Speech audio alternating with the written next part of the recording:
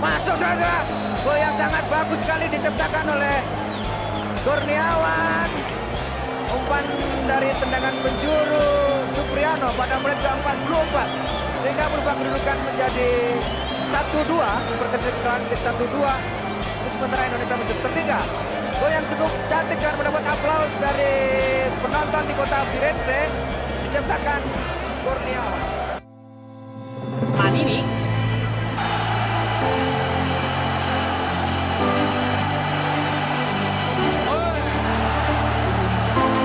打门，这球偏了。中国队的后卫范伟勇刚才跟麦金尼同样不错。4号盘贝罗，斜传，头球了，进了。这又是后卫范伟勇刚才跟麦金尼同样不错。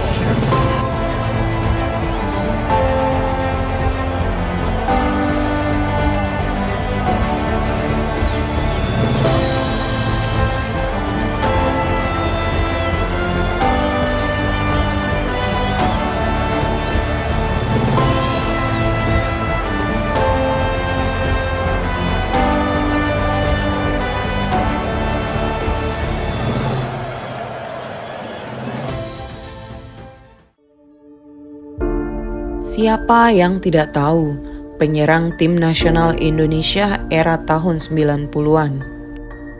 Ganas, cepat, lincah, skill individu yang mumpuni, predator di lini depan. Berikut ini adalah kisah sang legenda, Kurniawan Dwi Yulianto.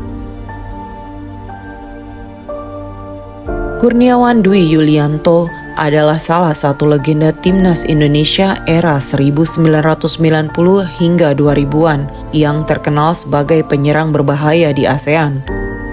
Julukan legendarisnya Si Kurus.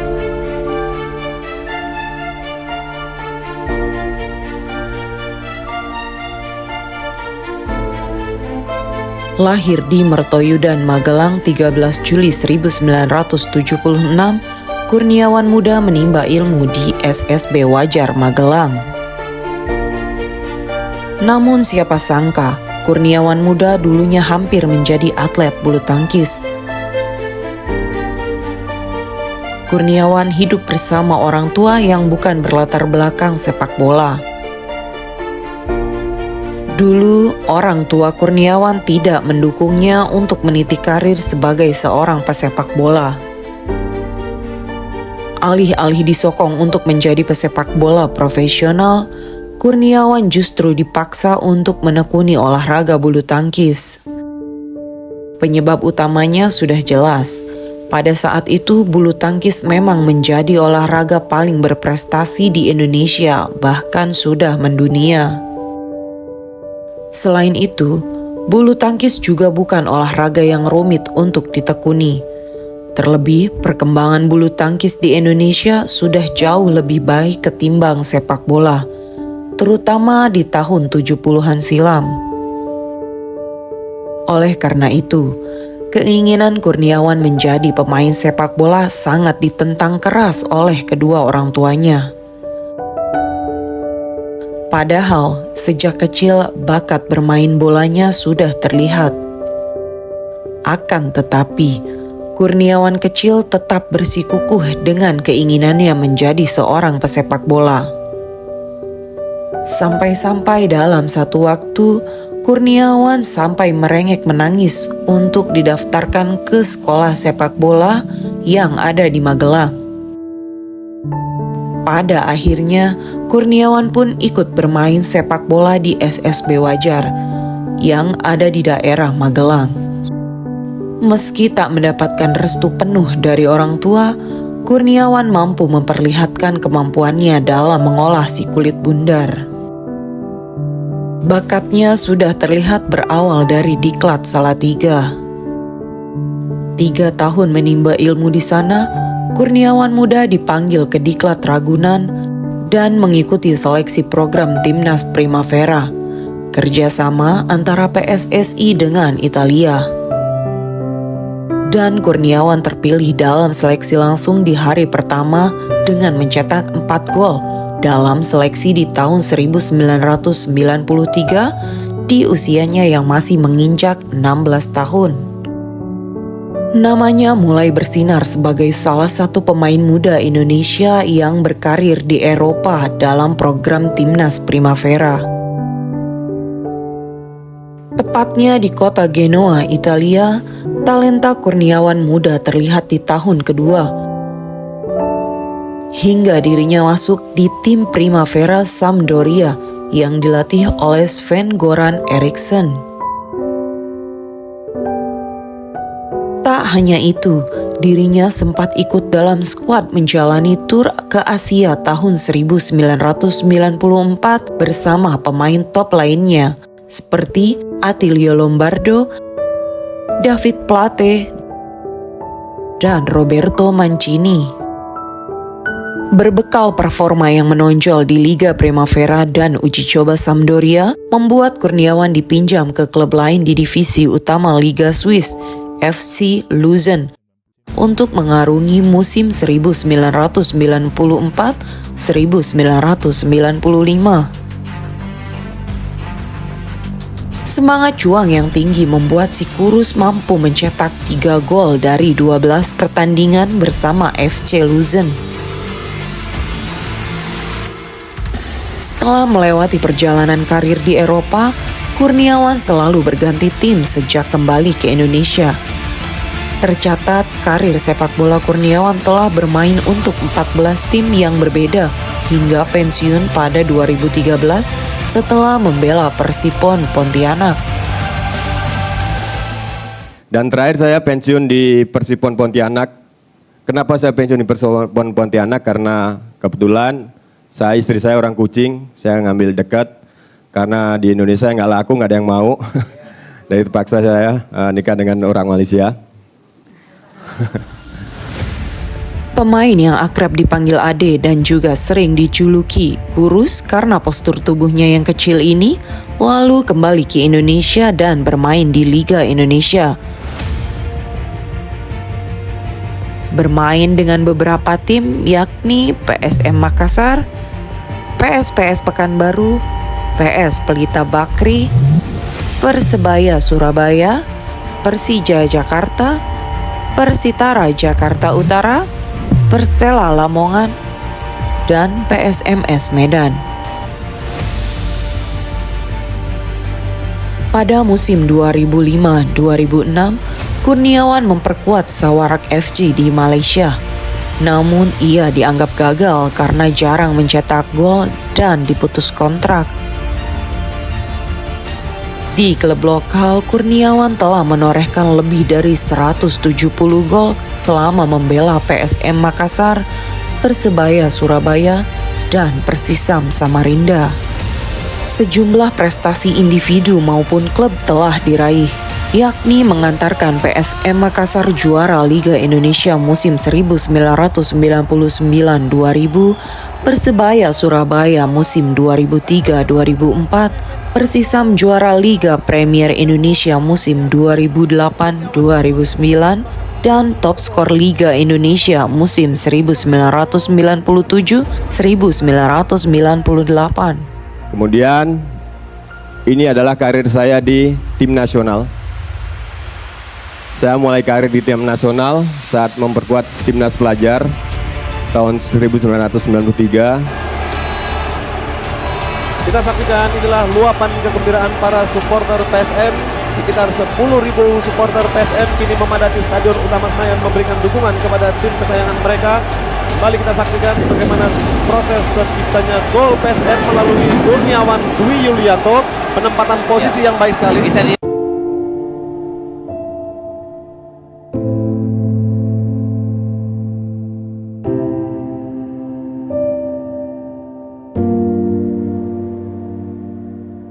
Karir Kurniawan pernah melorot akibat mengkonsumsi narkoba pada sekitar akhir era 1990-an.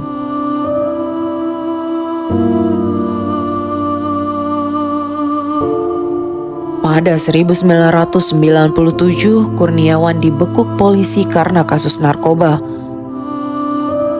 Namanya pun di blacklist oleh berbagai tim dan juga pelatih. Kurniawan yang saat itu masih muda mengakui dirinya terlalu jauh melangkah saat berkenalan dengan banyak orang baru di luar sepak bola. Beruntung, ia dapat bangkit kembali setelah kasus narkoba yang melilitnya dan dapat membuktikan diri dengan prestasi membanggakan. Saat itu namanya anak muda. Sejak SMP kelas 3 saya sudah tinggal di mes dan bergaul dengan lingkungan sepak bola. Tapi saya merasa perlu untuk meluaskan pergaulan dengan siapapun. Namun justru efek-efek negatif tersebut terbawa saat semua orang menghujat. Ya, saya juga tidak bisa apa-apa, ujar Kurniawan kepada Indosport. Beruntung sang ibunda serta orang-orang terdekat Kurniawan selalu mendukungnya hingga ia dapat terlepas dari masa-masa suram tersebut.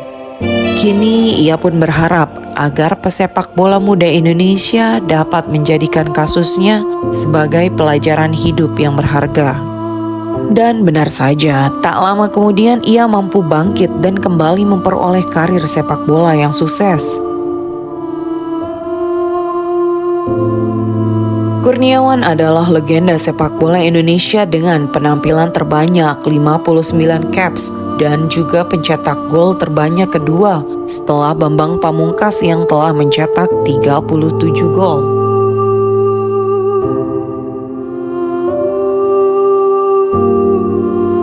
Setelah gantung sepatu, Kurniawan Dwi Yulianto tidak berhenti di situ. Dia memutuskan untuk mengambil peran sebagai pelatih, membagikan pengetahuannya yang luas tentang sepak bola kepada generasi muda. Perjalanan kepelatihannya dimulai dari Chelsea Soccer School Indonesia hingga menjadi asisten pelatih untuk Timnas Indonesia U23 dan membantu Timnas Indonesia U23 meraih medali perak di SEA Games 2019.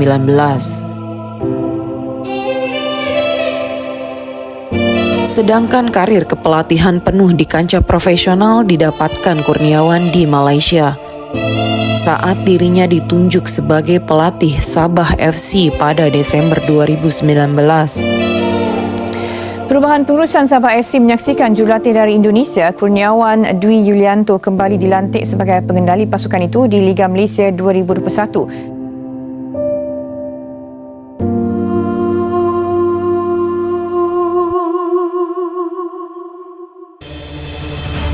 Tahun 2022, Kurniawan Dwi Yulianto kembali ke Italia sebagai asisten pelatih untuk Como 1907 di Serie B. Keputusan ini membawanya bekerja dengan legenda sepak bola seperti Cesc Fabregas, menambahkan babak baru dalam karir kepelatihannya.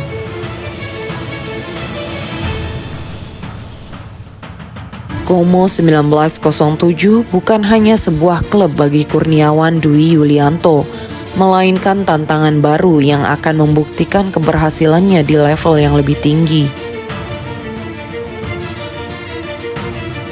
Pria yang akrab disapa si kurus ini sendiri telah ditunjuk sebagai asisten pelatih Como 1907 untuk musim 2022-2023. Ia mendapatkan kontrak jangka panjang selama 5 tahun. Hal ini diketahui dari unggahannya di akun Instagram pribadinya, di mana Kurniawan Dwi Yulianto mengunggah foto bersama legenda Chelsea, Dennis Wise. Karena sepak bola ini menurut saya adalah olahraga yang paling seksi gitu kan. Saya berharap mereka benar-benar nawaitunya itu pengen memajukan sepak bola Indonesia, karena banyak sekali masyarakat yang bergantung hidupnya di sepak bola. Banyak sekali adik-adik kita yang punya mimpi besar untuk menjadi seorang pemain sepak bola. Jangan sampai mimpi adik-adik itu terkubur karena ketidakbecusan para pengurus di federasi. Dennis Wise sendiri merupakan Direktur Teknik Como 1907. Keduanya bekerja sama untuk membawa tim berjuluk I Lariani promosi ke Serie A atau kasta teratas Italia. Di musim 2021-2022 lalu, Como 1907 hanya mampu duduk di peringkat ke-13 di belakang Parma dengan koleksi 47 poin. Kurniawan sendiri mengakui menjadi asisten pelatih Como 1907 merupakan kesempatan besar baginya. Selain untuk memperdalam ilmu kepelatihan, ia berkesempatan mendapatkan lisensi kepelatihan UEFA Pro selama berada di Como 1907. Peluang ini tentunya sangat langka bagi pelatih-pelatih lokal di Indonesia. Kurniawan Dwi Yulianto bukan hanya seorang pemain sepak bola, melainkan simbol perjuangan, keberanian, dan tekad. Dari kehidupan yang sulit hingga meraih puncak kesuksesan di lapangan. Kurniawan tidak hanya menciptakan sejarah bagi dirinya sendiri, tetapi memberikan inspirasi kepada generasi sepak bola berikutnya. Dengan kembalinya ke Italia sebagai pelatih, Kurniawan Dwi Yulianto terus menunjukkan komitmennya untuk berkarya dan memberikan kontribusi positif. Kisah hidupnya adalah kisah tentang kebangkitan, integritas, dan dedikasi yang patut dijadikan teladan oleh siapapun yang menghadapi rintangan dalam hidup mereka, baik di lapangan maupun di luar lapangan. Sebagai legenda sepak bola Indonesia, Kurniawan tidak hanya meraih penghargaan dan gelar pribadi saja, tetapi juga merangkul peran sebagai pemimpin. Kehadirannya di dunia sepak bola tidak hanya meninggalkan jejak prestasi, tetapi juga cerita inspiratif yang akan dikenang selamanya.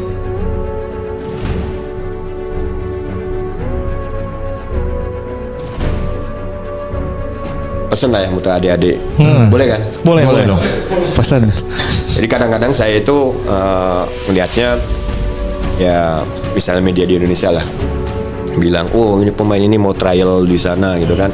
Saya bukan underestimate, tapi kadang-kadang saya ini kasihan pemainnya gitu kan, terlampau di besar-besaran, karena faktanya menurut saya pemain yang berhasil itu saat mereka sudah merasakan bagaimana setahun atau 2 tahun di luar gitu kan, bukan yang ujuk-ujuk even kelas bintang di sini pun belum tentu bisa survive di sana sebagai pemain profesional sendirian gitu kan. Jadi ada baiknya misalnya dari usia dini lah kirim mereka satu orang ke negara ini untuk yang membiasakan gitu.